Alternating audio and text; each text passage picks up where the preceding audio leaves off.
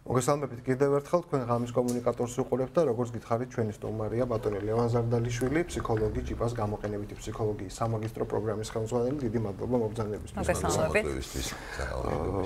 ნახეთ სიუჟეტი, დავიწყოთ იმით, რომ ზოგადად ჰიპნოზი თითოეულს ახსენებ ამ ტერმინს, ყოველთვის ასოცირდება რაღაც ნეგატიურთან და ყოველთვის ასოცირება ხდება რაღაც აი დაზომბებულ ადამიანთან, რომელსაც ცუდად ექცევიან და ასე ვთქვათ, შთაგონებენ იმას, მართავენ, ჩაგრავენ. არის თუ არა ეს მცდარია? ეცით რა, სინამდვილეში მინდა გითხრათ, რომ ეს არის რაღაცა გაუგებრობა, ან სრულწმენა შეიძლება ასე ითქვას, ჰიპნოზთან დაკავშირებული, იმიტომ რომ დავიწყოთ იმით, რომ ჰიპნოზი არ არის ძილი, პირველი რაც ყველს გონია, რომ ჰიპნოზის ადამიანს ძინავს, ჰიპნოზი არ არის ძილი საერთოდ, ეს ერთი. მეორე სრულწმენა არის ის, რომ ჰიპნოზში შეგეძლია ადამიანი აიძულო, გააკეთოს რაღაცა. საბოლოო ჯამში ადამიანი ჰიპნოზში არ გააკეთებს არაფერს, რასაც არ გააკეთებდა ჩვეულებრივ მდგომარეობაში. მესამე სრულწმენა გახლავთ ის, რომ ჰიპნოზში შეიძლება გამოტეხო ადამიანი, თქმევინო რაღაცა.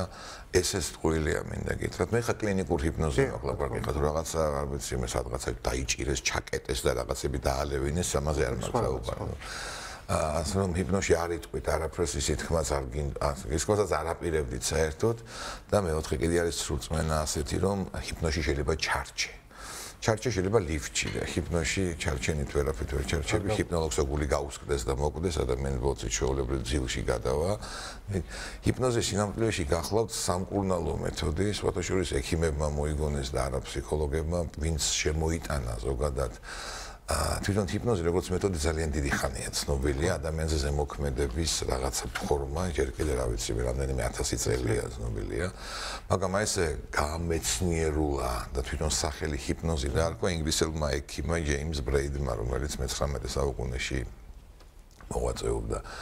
რომ ეს გახლავთ კლინიკური მეთოდი, რომელსაც იყენებდნენ სხვადასხვა ეპოქაში სხვადასხვანაირად, მაგრამ ძირითადად სამკურნალოდ და არა ზემოქმედების მოსახდენად და რაღაცა ინფორმაციის გამოსატყუებლად ესე ვთქვათ. დღეს როგორი პრაქტიკაა, ვთქვათ, დასავლურ სამყაროში, დასავლურ მედიცინაში ჰიპნოზის გამოყენების, აი რა შემთხვევებში გამოიყენება, რა დაავადებების შემთხვევაში გამოიყენება? და ვინ იყენებს თუ შეიძლება? ესეთ იყენებენ ადრე ჰიპნოთერაპევტები ვთქვათ, ეხლა უფრო რაღაც ჰიპნოლოგებს ეძახიან.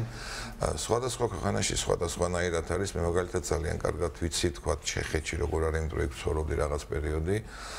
ჩეხეთში არსებობს კრომერჟიში ესეთი ქალაქია, სადაც არის ძალიან დიდი ფსიქიატრიული კლინიკა და ერთ-ერთი ცენტრი ფსიქიატრიის ჩეხეთში. და იქ დაუშვათ არის ჰიპნოზის სკოლა, ძალიან ცნობილი, ბატონი კრატოხვილი უძღვება, ეხლა არის ღრმად მოხოცი 98 წლის საერთოდ, მაგრამ მუშაობს ისევ, რომელიც ითვლება ჩეხური ჰიპნოზის მამად, ცოცხალ ლეგენდად, ესე ვთქვათ. გერმანიაში ვიცნობ ჰიპნოლოგებს, რომლებიც ჰიპნოზით მუშაობენ. მაგრამ თვითონ ჰიპნოზი ისე, როგორც ადრე გამოიყენებოდა იმ ფორმით უკვე ნაკლებად გამოიყენება. აი, რა ტექნოლოგიები? ადრე რაღაც უფრო დირექტიული ფორმა ჰქონდა ჰიპნოზს. შემდეგ რაღაც ესეთი რევოლუციური გადატრიალება ჰიპნოზში მოახდინა მილტონ ერიქსონმა სხვადასხვა, რომელსაც ახლა ჩვენ უყურეთ, რომელმაც შემოიტანა არადირექტიული ფორმა ჰიპნოზის, ცოტა სხვანაირი, ხარ დეტალებში რო წავიდეთ, ალბათ გადაცემის ფორმატი არ ეყოფა, მაგრამ დღეს ძალიან ბევრი უფრო ერიქსონის ჰიპნოზს, ამ ტიპის ჰიპნოზს იყენებს და ძალიან ხშირად იცით თვითონ ჰიპნოზის მაგივრად ვიყენებთ ხოლმე თვით ჰიპნოზს. არსებობს ესეთი მეთოდი, რაც ადამიანს ასწავლი, როგორ შეიყვანოს თვითონ თავი. გასაგებია ხა ეს იგივე არის. შეიძლება თვითონ მდგომარეობა რომ აუხსნათ მაყურებელს, ჩვენ ვთქვით რომ აქ არაფერი ისეც არ აკეთებ, რასაც არ გააკეთებდი ცნობიერ მდგომარეობაში, თუმცა მაინც ადამიანი აქ არ ხარ, რაღაც ხდება და რისთვის გამოიყენება ეს კონკრეტულად პრობლემების სამართავად. სინამდვილეში აი იმასაც უჩვენებენ ფილმებში, იცით, აი ძირითადად ხო ფილმებში უჩვენებენ აი ესე რაღაც ეს არის ჰიპნოზის ღრმა მესამე სტადია, რომელსაც სომნაბულური სტადია ჰქვია და სულ 15% არსებობს პოპულაციის, რაც შეუძლია რომ საერთოდ ესეთ ჰიპნოზის მდგომარეობაში შევიდეს.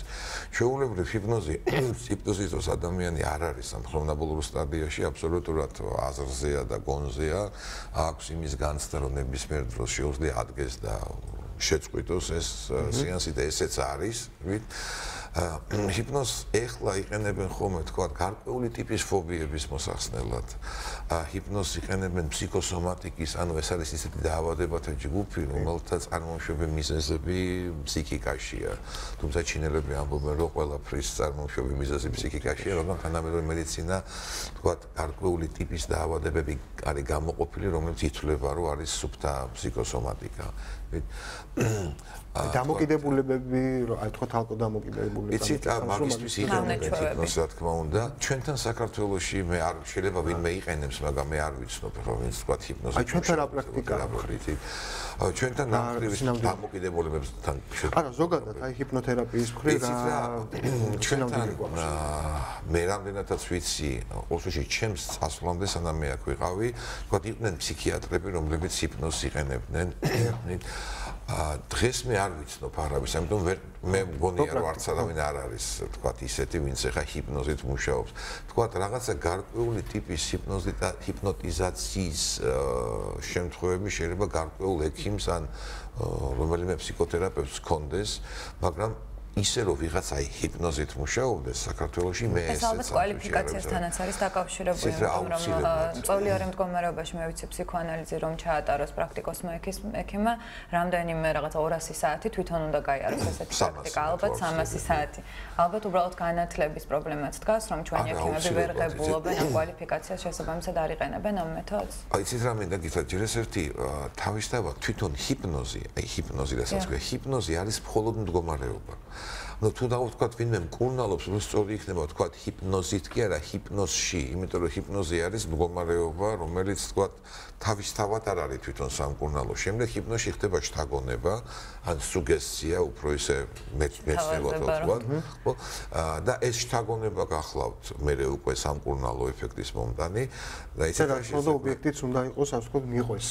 აუ, საკუთარი სურვილის გარეშე საერთოდ ვინმე ჰიპნოზში შეიყვანო, ეს პრაქტიკულად შეუძლებელია და თან რამე იცით რომ აი ამ თვითონ ჰიპნოზს თქვა თუ ვინმე აკეთებს ის უნდა იყოს პროფესიონალი, ჯერ ერთი უნდა ქონდეს რაღაცა გარკვეული სწავლება გავლილი, მეერთი პრაქტიკა უნდა ქონდეს ამაში მიღებული და მესამეც ერთი ეს უნდა იყოს ადამიანი, რომელიც თქვა მინიმუმ უნდა იყოს ფსიქოლოგი და მინიმუმ და ნუ ალბათ მე ვთვლი რომ 1-5 წელი მაინც კლინიკაში უნდა იყოს სადმე ნამუშევარი რომ ჰქონდეს ამის რეალურად პრაქტიკული გამოცდილება იცოდეს სად და როგორ და რა უთხრას თავის პაციენტს იმიტომ რომ ჰიპნოზში შეყვანას თქვენ რომ მოინდომოთ ეხლა და ტექნიკა ისაუბრეთ თქვენს მოახერხებთ იმიტომ რომ ამაში არ ვიცით რა არის ჰიპნოზი შეიძლება ესე მარტივად რო აგიხსნათ კონცენტრირებული ყურადღების მდგომარეობა ანუ ჰიპნოტული ტრანსი ქვია მაგას კიდე სხვანაირად ადამიანი ყოველდღე იმყოფება რაღაცა გარკვეული პერიოდი სპონტანურად ტრანსის მდგომარეობაში თქვა ეხლა ვინმე თუ შეიძლება იყოს და ჰიპნოზი ყურადღებით გვისმენს ეხლა და სხვა გარშემო არაფერი არ ესმის შეიძლება ჰიპნოტური ტრანსი უწოდოს და წიგნსოცა კითხულობ და თქვა უცებ დახედავ საათს და აღმოჩნდება რომ 1 საათი გასულა ესეც ჰიპნოტური ტრანსი ან ჩაფიქრებული შენ სახსოვ გაცდები ეს ტრანსის მდგომარეობა და ჩვენი ტვინი იმყოფება ტრანსის მდგომარეობაში სპონტანურად ის რაც ხალხს წარმოუდგენია როცა თქვა ჰიპნოზიო შამანი და დორბლი მოზდის პირიდან და კოცონის გარშემო ვიღაცებიც ეკავენ ეს ფილმებში ეცეთ ეს რაღაც რომანტიზირებული ხო ეს რეალობაში ესე არ ხდება რამდენად გამოიყენება ვთქვათ ეს ჰიპნოზი ნეიროლინგვისტურ პროგრამირებაში ხო მე მსმენია რომ რაღაც ბიზნეს მოლაპარაკებების დროს არსებობს ესეთი მეთოდი თურმე როდესაც რაღაცა გინდა გამოსტყო ვთქვათ სტუმრად მიხვედი და ეს სამი კაციო ელაპარაკება აი ამ ლაპარაკით აღლიანო გათიშავენო და აი ამ დროს უცებ მიაწვდიან იმ მესიჯს ისი მეგაბათ სინამდვილეში მე დაგითხრათ ეს არ არის ჰიპნოზი ხოდაშორის ნეიროლინგვისტური პროგრამირება თვითონ ჩამოყალიბდა მე 20 საუკუნის 60-იან წლებში და ჩამოყალიბეს ორმო პიროვნებამ ბანდლერმა და გრინდერმა. ხო, ამიტომ ერთ თემა ჰქონდა ჩვენ და რატომ სწორად ვზანებთ, რატო იცით, იმიტომ რომ თვითონ მათ ნეიროლინგვისტური პროგრამირება ჩამოყალიბეს ორი ძალიან დიდი ფსიქოთერაპევტის პრაქტიკის გათვალისწინებთ ეს იყო მილტონ ერიქსონი და ერთი არაჩვეულებრივი ქალბატონი მართლა ჯადოქარი ფსიქოთერაპიის ვირჯინია სატირი რომელიც ოჯახურ ფსიქოთერაპიას ეწეოდა და მინდა გითხრათ რომ იცით სწორი ბრანდებით შეიძლება მაგრამ ეს არ არის ჰიპნოზი ეს უფრო შთაგონება ვიდრე მაგრამ ახლოს ვთქვათ ახლო რატომ იცით იმიტომ რომ რაღაც დროს ადამიანის ტვინი აი როგორც კომპიუტერი გადაიტვირთება ხოლმე, ადამიანის ტვინი ესე იტვირთება დაღლილობის დროს, ამ დროს დაუცველია და ამ დროს შეიძლება რომ თქვა, მაგრამ მინდა გითხრათ, რომ პროფესიონალი ფსიქოლოგი ამას არასოდეს არც ექიმი, თუმცა ამასაც არ გააკეთებ, ეს არის იგივე თქვა ექიმსაც შეუძლია ხა მასე ნარკოზში ადამიანს თქვა ცვირი მოაჭრას და დატოვოს უცვიროდ, ასე რომ გაფლამას ექიმი არასოდეს არის ეს დაახლოებით იგივეა მინდა გითხრათ.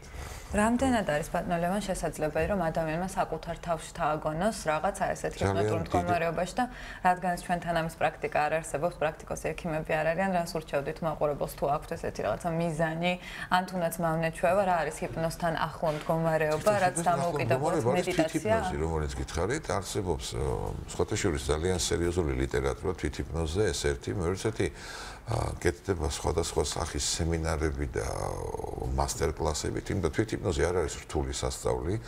სინამდვილეში ერიქსონს მიაჩნდა, რომ ჰიპნოზის ისე თვითჰიპნოტურ მდგომარეობაში ყოფნა უფრო ბუნებრივი ადამიანის ვიდრე ალკოჰოლური სიმთვრალის მდგომარეობაში ყოფნა. აქედან გამომდინარე, ამის სწავლა შეიძლება ამაში არაფერი არ არის. ყველა ადამიანს შეუძლია პრაქტიკულად ამის სწავლა და არსებობს წყაროები, ვთქვათ. კი, როგორ არა წყაროები, ასე ლიტერატურაც არსებობს და მასტერ-კლასებიც კეთდება ამაზე ინტერნეტში რომ მოძებნონ იპოვნიან ნამდვილად, ესე რომ შეუძლიათ ეს გამოიყენონ. დიდი მადლობა ბატონო ლევან მოგზაურობისთვის. მეგრული ამ წუთში ძალიან ბევრი კითხვა დაგვშა, მაგრამ მომავალში ვესტუმრებით იმედი. ეს გახდათ ბატონო ლევან ზარდალიშვილი, ფსიქოლოგი, ჩვენ საუბრობდით ჰიპნოზზე, ჰიპნოთერაპიაზე, თქვენ კომუნიკატორს უყურებთ და ახლა კლიპის დროა, ხო?